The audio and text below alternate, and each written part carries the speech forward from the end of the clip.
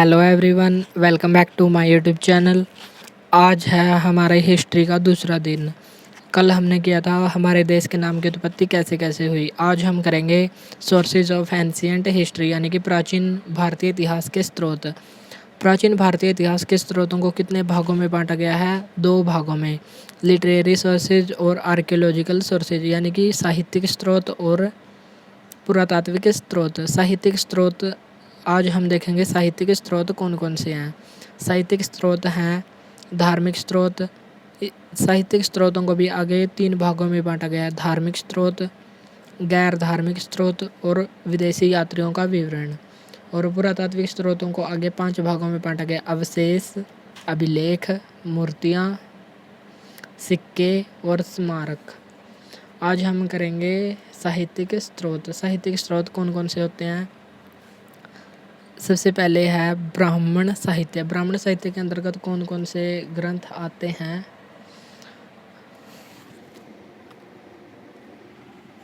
ब्राह्मण साहित्य में वेद, ब्राह्मण, आरण्यक, उपनिषद, सूत्र, वेदांग, महाकाव्य, धर्मशास्त्र और पुराण आदि आते हैं। नेक्स्ट है बौद्ध साहित्य। बौद्ध साहित्य बौद्ध धर्म से संबंधित है, जिसकी रचना किस में हुई? पाली भाषा में हुई।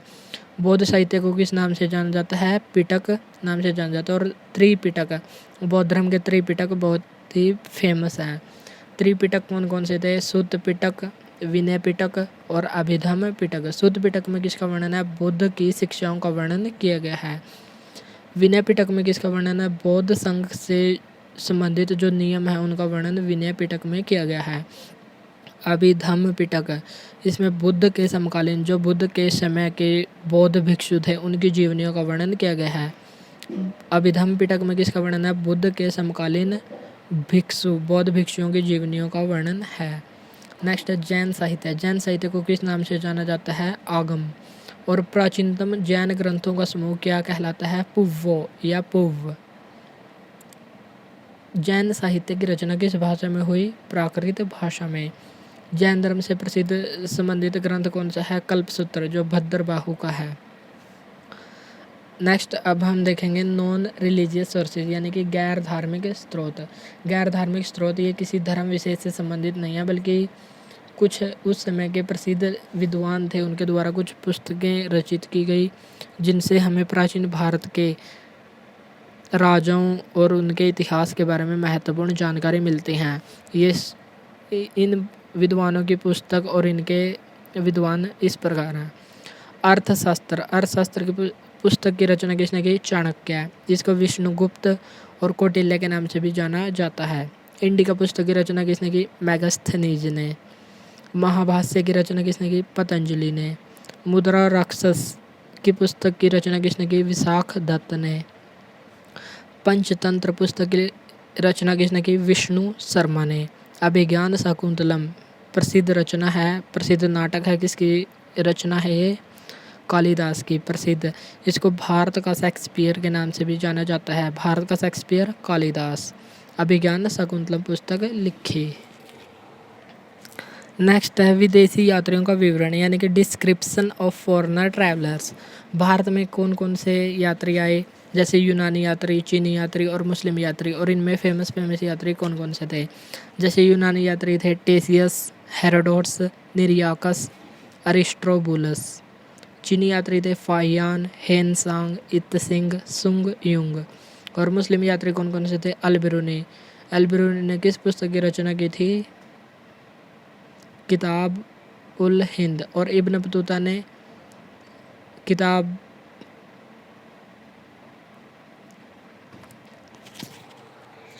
इन यात्रियों में भी सबसे महत्वपूर्ण है यूनानी यात्रियों में हेरोडोटस सबसे महत्वपूर्ण है, चीनी यात्रियों में हेनसांग और फाहियान ये 2 महत्वपूर्ण है। मुस्लिम यात्रियों में अल-बिरूनी और इब्न बतूता। इब्न बतूता और अल-बिरूनी ये मुस्लिम यात्री थे। अब हम इनका जल्दी जल्दी रिवीजन कर लेते हैं जो अब तक हमने पढ़ा। प्राचीन भारत के इतिहास को प्राचीन भारत के स्रोतों को कितने भागों में बांटा गया है? 2 भागों में, साहित्यिक स्रोत और पुरातात्विक स्रोत। साहित्यिक स्रोतों को आगे 3 भागों में बांटा गया है, धार्मिक स्रोत, गैर धार्मिक और विदेशी यात्रियों का विवरण। साहित्यिक स्रोत, साहित्यिक स्रोतों में धर्म के आधार पर जो धार्मिक साहित्य है, इनके आधार पर जो साहित्यिक स्रोत प्राप्त हुए उनको साहित्यिक स्रोत कहा जाता है। ये धार्मिक स्रोत है, जैसे बौद्ध धर्म, ब्राह्मण साहित्य।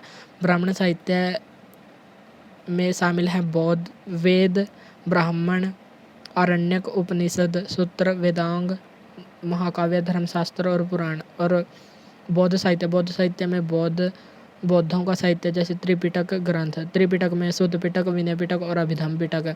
जैन साहित्य की रचना प्राकृत भाषा में हुई और इसको आगम साहित्य कहा जाता है और इनसे भी हमें प्राचीन भारत के महत्वपूर्ण अवशेष मिलते हैं। नेक्स्ट है गैर धार्मिक साहित्य, जो विद्वानों के द्वारा पुस्तकों की रचना हुई, उन पुस्तकों से भी हमें प्राचीन भारत के इतिहास की जानकारी मिलती है। इसमें महत्वपूर्ण है अर्थशास्त्र, इसके रचना की चाणक्य ने, इंडिका मैगस्थनीज, महाभाष्य पतंजलि, मुद्रा राक्षस विशाखदत्त, पंचतंत्र विष्णु शर्मा और अभिज्ञान शाकुंतलम कालिदास। अब हम देखेंगे प्रमुख विदेशी यात्री जो भारत में आए थे। यूनानी यात्रियों में फेमस है टेसियस, हेरोडोटस, निरियाकस, एरिस्ट्रोबुलस। चीनी यात्रियों में फेमस है फाहियान, हेनसांग। फाहियान ने फोको की पुस्तक की रचना की और हेनसांग ने सीयू की पुस्तक की रचना की। नेक्स्ट है इत्सिंग सुंग युंग। नेक्स्ट है मुस्लिम यात्री कौन कौन से थे जो भारत की यात्रा की थी? अल बिरूनी, अल मसूदी, फिरदौसी ने शाहनामा पुस्तक की रचना भी की थी। इब्न बतूता किताबुल रहला की पुस्तक की रचना की थी। अब हमने पढ़ लिया उससे संबंधित हम प्रश्नों की चर्चा करते हैं। हमारा फर्स्ट क्वेश्चन है त्रिपिटक की रचना किस भाषा में हुई? त्रिपिटक किस धर्म से संबंधित है? बौद्ध धर्म से संबंधित है। और बौद्ध साहित्य की रचना किस भाषा में हुई थी? पाली भाषा में। तो इसका आंसर हो गया पाली भाषा।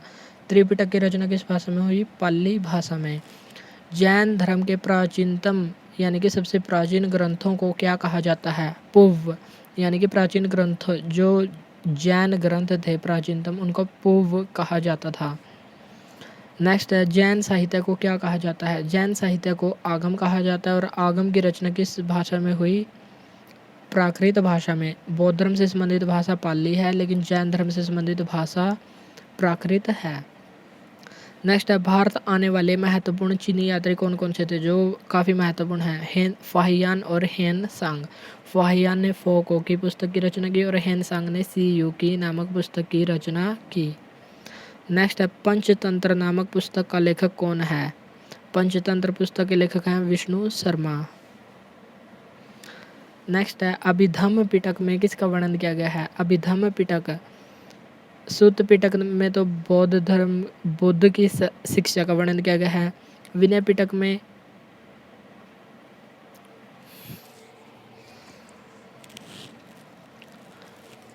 पिटक में बौद्ध संघ से संबंधित नियमों का वर्णन किया गया है। और जबकि अभिधम्म पिटक में बुद्ध के समकालीन बौद्ध भिक्षुओं की जीवनियों का वर्णन किया गया है। नेक्स्ट है मैगस्थनीज ने किस पुस्तक की रचना की थी? इंडिका। मैगस्थनीज चंद्रगुप्त मौर्य के दरबार में आया था और इसने इंडिका नामक पुस्तक की रचना की थी। नेक्स्ट है भारत का शेक्सपियर किसे कहा जाता है? भारत का शेक्सपियर कालिदास को कहा जाता है। और कालिदास ने अनेक नाटक लिखे थे जिसमें अभिज्ञान शाकुंतलम बहुत ही फेमस नाटक है। जैन साहित्य की रचना किस भाषा में हुई? जैन साहित्य की रचना प्राकृत भाषा में हुई, जबकि बौद्ध साहित्य की रचना किस भाषा में हुई थी? पाली भाषा में। बौद्ध धर्म से संबंधित ग्रंथ कौन से हैं? त्रिपिटक। और जैन धर्म से संबंधित जैन साहित्य को क्या कहा जाता है? आगम। और जैन साहित्य की रचना किस भाषा में हुई? प्राकृत भाषा में। ये थे हमारे प्राचीन भारत के साहित्यिक स्रोत। कल को हम चर्चा करेंगे प्राचीन भारत के पुरातात्विक स्रोत की। इस प्रकार हम हमारे इतिहास को कंप्लीट करेंगे। आज के लिए इतना ही, मिलते हैं नेक्स्ट वीडियो में। Thank you, thanks for watching this video.